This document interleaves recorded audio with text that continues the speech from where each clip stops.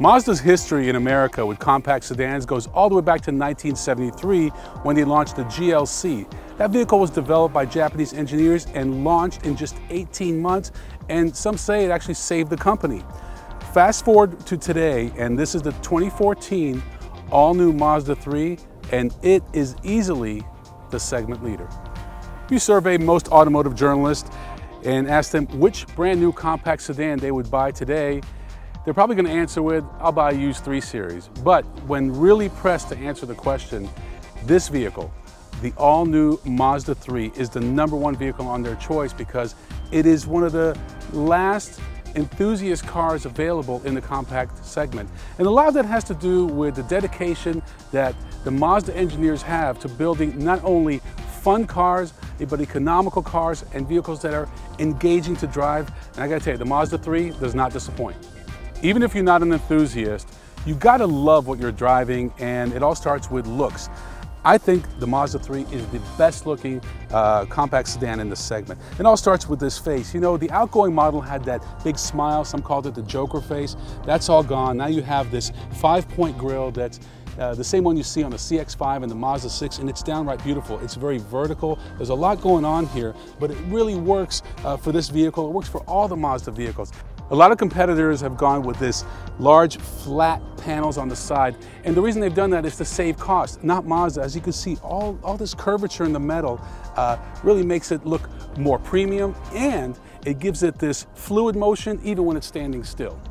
The Mazda 3 is available as a 4-door sedan or as a 5-door hatchback shown here. Now the sedan is going to account for about 70% of the sales because that's what Americans like, but we hope more of you are going to appreciate this 5-door design. Only a few cars in the segment, the Hyundai and the Ford Focus, offer a hatchback, and it just makes a lot of sense. And I think it's a nice transition if you're scaling down from an SUV or a crossover. The Mazda 3 is one of the most aerodynamic vehicles in the segment, offering a 0.275 coefficient of drag for the hatchback and 0.255 for the sedan. Some of that is a result of the active shutter system behind the grille, which manages airflow and reduces drag. Also, the underbody is completely flush to make the vehicle even more aerodynamic. I urge you to take a step back and compare this to the outgoing model because the new Mazda 3 is lower, it's wider, has a longer wheelbase, a shorter overhang, and now offers 18-inch wheels. All that really works together to give this car one of the best looks in the segment. A few years ago, Mazda introduced something known as Sky Active technology.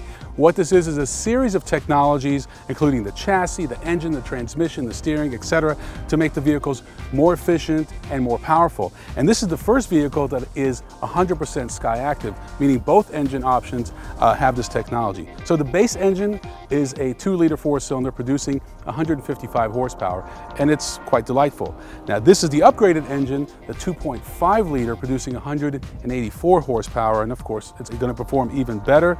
Both get great fuel economy, 41 on the highway for the 2-liter, 39 on the highway for the 2.5.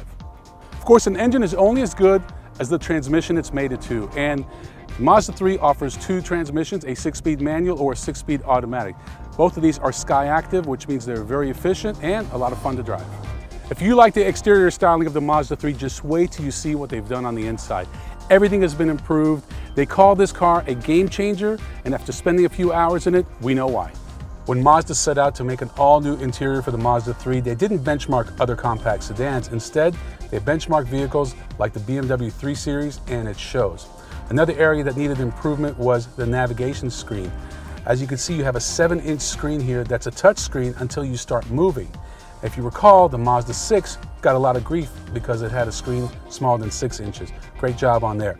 Another thing that Mazda did was make a cockpit that was designed around the driver. They have this thing called driver symmetry, and it works. Everything is centered. What I really like that they've done is in the upscale models, you have a tachometer with a digital speedometer, much like what Porsche does. That's a sign of an enthusiast car. The lower scale models, they get a large speedometer and a small digital tach. Finally, this is the control unit, very intuitive. There's a musical note, your home button, nav, everything is very easy to use. And like I said, once you start moving, you can no longer use the screen as a touch screen. Everything has to happen from this controller.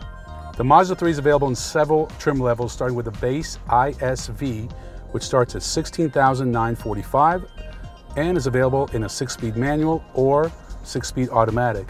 Then you move up to the iSport, followed by the iTouring and the iGrand Touring. Again, all of these are 2-liter engines available in either manual or automatic. The top of the line S Touring and S Grand Touring are designated by the 2.5-liter engine and at launch only available with a 6-speed automatic. When you step up to the top of the line, you do get paddle shifters, which we kind of missed in the 2-liter. Glad that Mazda put them into the 2.5 engine. Now, acceleration is certainly not going to shatter any records, but it's very good for the segment. This car is very engaging. The steering is responsive. The transmission works very well. Overall, they've done a great job. Acceleration, braking, and handling. We realize that Corolla, Civic, and Focus are going to sell more cars than the Mazda 3. And you know what? Mazda's okay with that as well. They don't want to make a mainstream car. They want to make a car that's fun to drive, that's engaging, and gets great fuel economy. And they have accomplished that. There's no reason why this car shouldn't be on your shopping list. And I can tell you that our consensus today is that this is the clear-cut segment leader. Just because you have to buy a compact sedan or hatchback doesn't mean you have to make compromises. And this vehicle is a no-compromise vehicle.